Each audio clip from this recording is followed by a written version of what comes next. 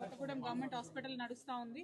అయితే ప్రధానంగా మనకు ఇక్కడ ఉండేటటువంటి వైద్యులు, వైద్య సిబ్బంది వసతుల కొరత ఉన్నా, రావాల్సినటువంటి మందుల కొరత ఉన్నా, లేదా బెడ్ల కొరత ఉన్నా వచ్చినటువంటి ప్రజల్ని వెనక్కి పంపించకుండా పాపం వాళ్ళ ప్రయత్నం వాళ్ళు చేస్తున్నారు.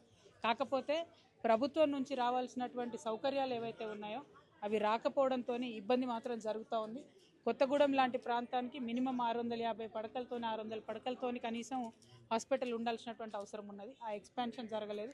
పైగా ఫస్ట్ ఉన్నటువంటి చిన్న పాత హాస్పిటల్నే ఇదే ప్లేస్లో ఎక్స్పాండ్ చేసుకుంటూ వెళ్ళినారు.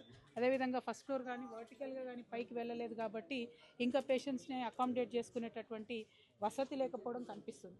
అదేవిధంగా కార్డియాలజీ కానీ, నెఫ్రాలజీ కానీ, న్యూరాలజీ కానీ ఇట్లా ఏది చిన్న విషయం వచ్చినా కూడా ఖచ్చితంగా ఎంజిఎంకి పంపేటటువంటి పరిస్థితి వస్తూ ఉంది. అటువంటిది రాకుండా ఉండాలంటే ఈ జిల్లా కొత్తగూడెం జిల్లా, ఉమ్మడి ఖమ్మం జిల్లాకి ఇక్కడ మనకు 3 మంత్రివర్యులు ఉన్నారు. అందరూ పవర్ఫుల్ పోర్ట్ఫోలియోస్లో ఉన్నారు. మీరు ఉన్నప్పుడు కొత్తగూడెం హాస్పిటల్ని దయచేసి 600 బెడ్లో 750 బెడ్లో సూపర్ స్పెషాలిటీ హాస్పిటల్ చేయండి. అన్ని రకాల స్పెషలైజేషన్స్ ఇక్కడ ఉండేటట్టు చేయండి. ఉదాహరణకు పీడియాట్రిక్స్ అంటే చిన్నపిల్లల డాక్టర్లు 8-9 మంది ఉండాలి. కానీ ప్రస్తుతం మన హాస్పిటల్లో కొత్తగూడెంలో 2 ఉన్నారు. దాంతో సివియర్ షార్టేజెస్ ఉన్నాయి. కాబట్టి ఈ అంశాలన్నింటినీ కూడా పరిగణలోకి తీసుకోవాలని కోరుతా ఉన్నాను. At the same time x ray కావచ్చు, ఎంఆర్ఐ పెడదామంటే కూడా కనీసం స్పేస్ సరిపోదు అని చెప్పి ఇక్కడ చెప్తున్నటువంటి పరిస్థితి. ఎక్స్రే లేదు, ఉన్న టెక్నీషియన్ లేడు అనేటటువంటి కంప్లైంట్స్ వస్తున్నటువంటి సందర్భాన్ని కూడా మనం గమనిస్తున్నాం. ఇవన్నీ ఒక ఎత్తు అయితే శానిటేషన్ స్టాఫ్, అదేవిధంగా కేర్ టేకర్స్ ఎవరైతే పేషెంట్స్ని చూసుకునే వాళ్ళు, సెక్యూరిటీ స్టాఫ్, ఊడ్చేవాళ్ళు, క్లీనర్స్, స్వీపర్స్, ఈ వాళ్ళందరూ కూడా మరి ఇక్కడ ఉన్నటువంటి వాళ్ళు దాదాపు 150 మంది 250 మంది ఉన్నారు. మరి 250 మంది కూడా 500-600 జీతం నుంచి ప్రారంభించి ఇంకా ఎన్నో సంవత్సరాల నుంచి పనిచేస్తున్నారు తప్పితే వాళ్ళకు ఉద్యోగ భద్రత లేదు. కనీసం హాస్పిటల్లో పనిచేసినటువంటి వాళ్ళకు కూడా హెల్త్ పాలసీ లేదు. కరోనా టైంలో ప్రాణాలకు తెగించి ఈ సెక్యూరిటీ సిబ్బంది అంతా కూడా పనిచేశారు, ఈ క్లీనింగ్ స్టాఫ్ అంతా కూడా పనిచేశారు. కానీ వాళ్ళకు మాత్రం ఎటువంటి ఎదుగుదల లేకపోవడం చాలా అన్యాయం. రాష్ట్ర వ్యాప్తంగా అన్ని హాస్పిటల్ ఇదే పరిస్థితి ఉంది.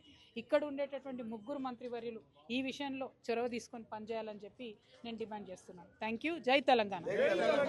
ఇవాళ మనుగూరు పట్టణంలో ఉన్నాం. మనుగూరులో మాకు మొదటి నుండి జాగృతిలో అనేక మంది కార్యకర్తలు, నాయకులు ఇచ్చినటువంటి ప్రాంతం మనుగూరు.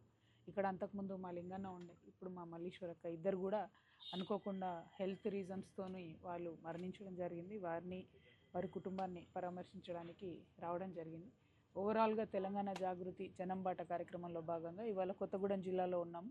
ఈ జిల్లాలో మరి మనుగూరులో కూడా దగ్గర ఉండేటటువంటి కొన్ని ప్రాంతాలు, అక్కడ ఉండేటటువంటి సమస్యల్ని చూస్తూ మరి మా మల్లీశ్వరక్క వాళ్ళ ఇంటికి కూడా వచ్చినాం. వారి కుటుంబానికి ఆ భగవంతుడు ధైర్యం ఇవ్వాలని, అండగా ఉండాలని మనస్ఫూర్తిగా కోరుకుంటున్నాను. ఎట్లా అయితే ఒకప్పుడు జాగృతి మారుమూల ప్రాంతాల్లో కూడా ఉందో, ఇక ముందు కూడా జాగృతిని ప్రతి గ్రామానికి విస్తరించడానికి అన్ని రకాల కార్యకలాపాలు చేస్తూ ఉన్నాము. మరి దానికి తొలితరం జాగృతి నాయకులు, చాలామంది కార్యకర్తలు అందరు కూడా ముందుకు వస్తూ ఉన్నారు. ఇంకా చాలామంది ప్రజల ఆదరణ లభిస్తూ ఉంది. మా మల్లీశ్వరక్క లాంటి వాళ్ళ దీవెనలతో డెఫినెట్గా జాగృతి ఇంకా పెద్ద ఎత్తున ముందుకెళ్తుంది. ప్రజాసేవలో ఉంటామని తెలియజేస్తాం. Thank you. జై తెలంగాణ. Thank you.